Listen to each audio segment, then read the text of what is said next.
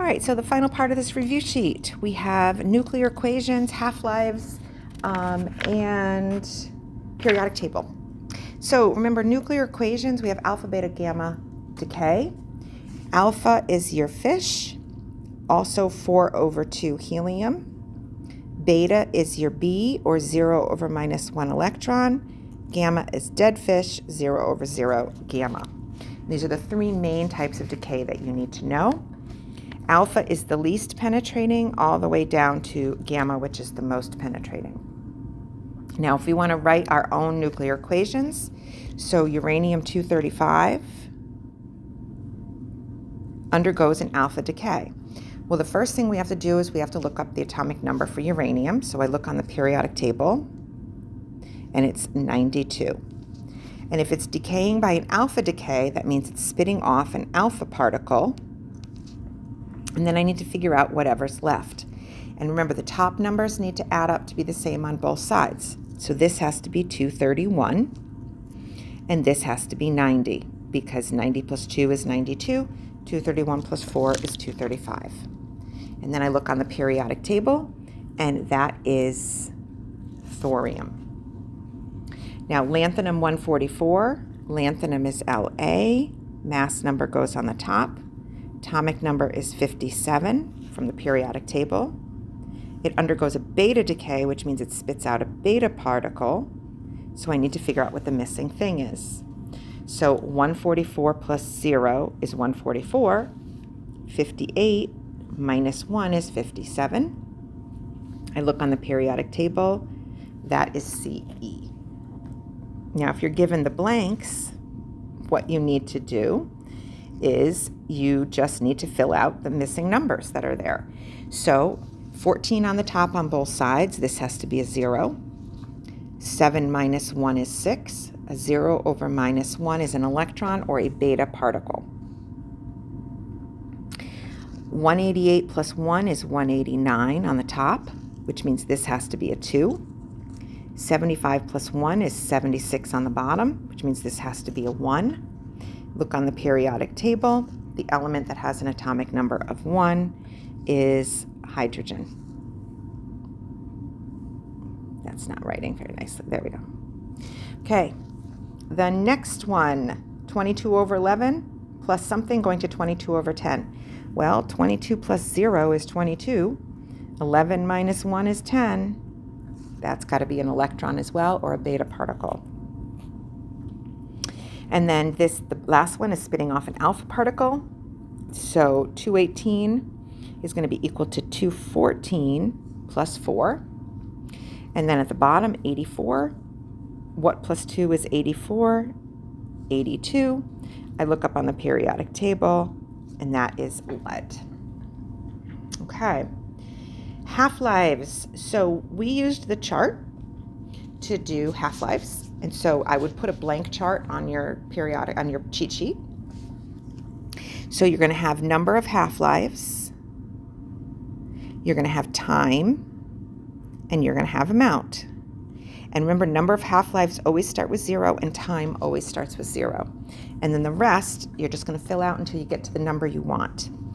So if we start with 120 grams, and it has a half-life of 2.5 years, we want to know how much is going to remain after 10 years. Well, in one half-life, 2.5 years has gone by, which means I have 60 grams remaining, because I'm splitting the amount in half every time. After 2 half-lives, 5 years has gone by, 30 grams remain. 3 half-lives, whoops, why is it not going? 3 half-lives, 7.5 years have gone by, 15 grams remain. And after 4 half-lives, 10 years have gone by, 7.5 grams remain. So how much remains? 7.5 grams. All right. Now, how do we get light, and how do we get all the different colors with the line spectra? So this is what we did with the Fire in the Sky lab. So remember, what happens is that we have an atom. There's our nucleus, and there's our electron. And let's just say we're talking about hydrogen. That hydrogen can be hit with energy, and that energy can be in the form of the fire that we did in the lab.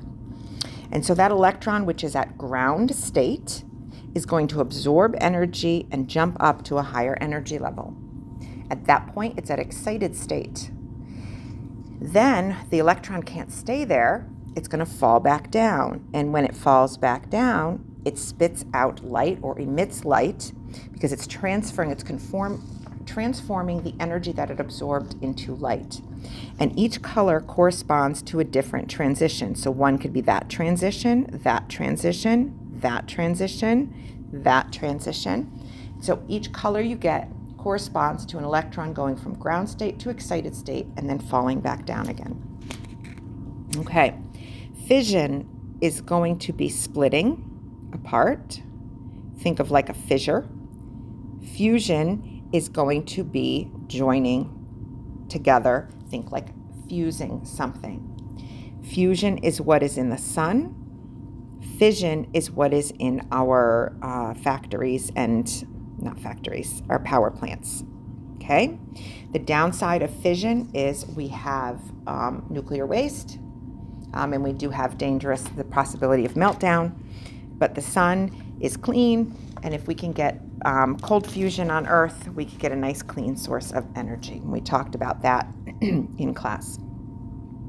All right, your trends. I would write these on your periodic table, on your cheat sheet.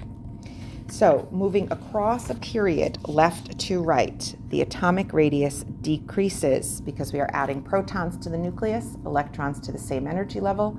Those protons overcome the repulsive forces of the electrons, make the atom smaller.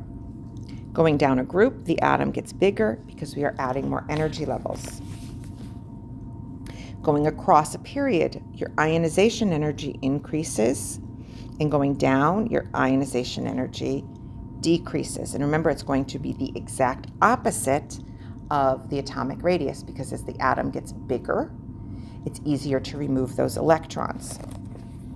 Electronegativity is the same trend as ionization energy.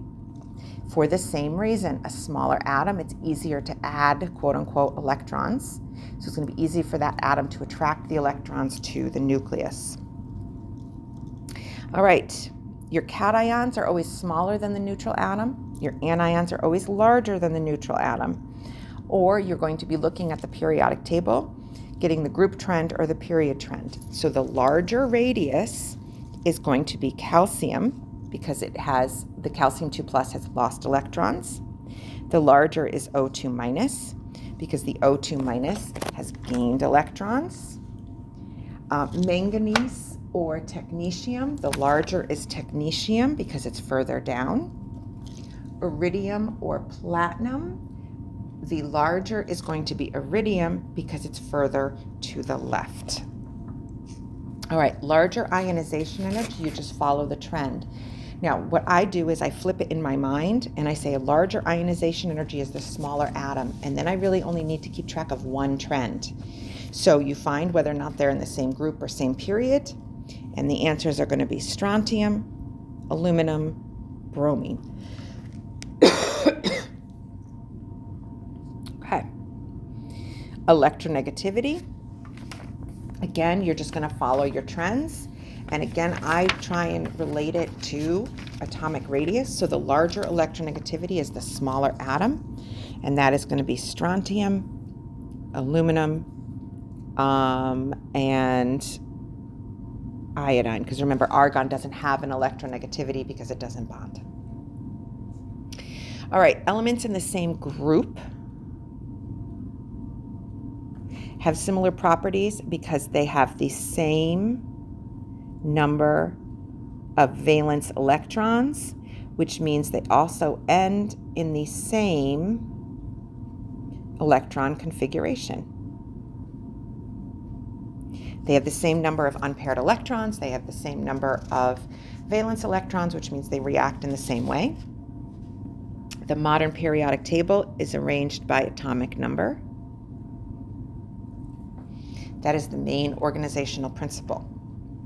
All right, group numbers, period numbers, alkali, alkaline earth, transition, halogen, noble gas, etc. Okay, so what you're going to want to do is probably write this all on your cheat sheet. Okay? So remember, groups go up and down. Periods go across. Group 1 is alkali. Group 2 is alkaline earth.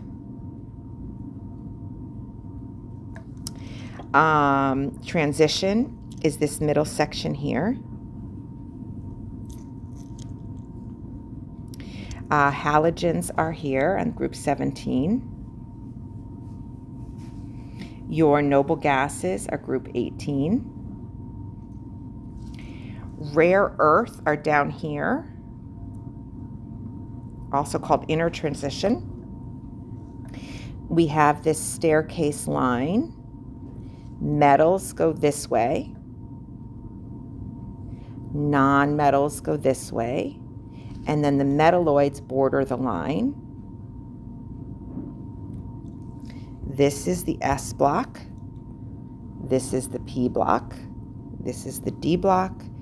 This is the F block. And then your number of valence electrons, 1 in group 1, 2 in group 2, 2 valence here, 3, 4, 5, 6, 7, and 8. I went through this quickly, but this is the most recent unit we've done, so you shouldn't need much review, and this is something you can 100% just put on your cheat sheet as well as your trends. All right, and then the last thing is crisscross. So what you're going to have to do is get out a periodic table, get the charges from the periodic table. Chlorine's group 17, -1. Oxygen's group 16, -2. Sulfur's group 16, -2. Nitrogen's group 15, -3. Sodium's group 1, +1. Calcium's group 2, +2. Aluminum's group 13, +3. And then all you're going to have to do is crisscross. Positives go first.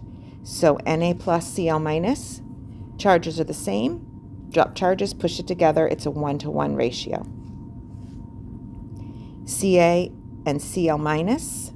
Remember, the 2 comes down, the 1 comes down. Rewrite it, dropping the charges. CaCl2. Aluminum, chlorine, 3 comes down, 1 comes down. AlCl3. Be careful with capital letters, be careful with subscripts.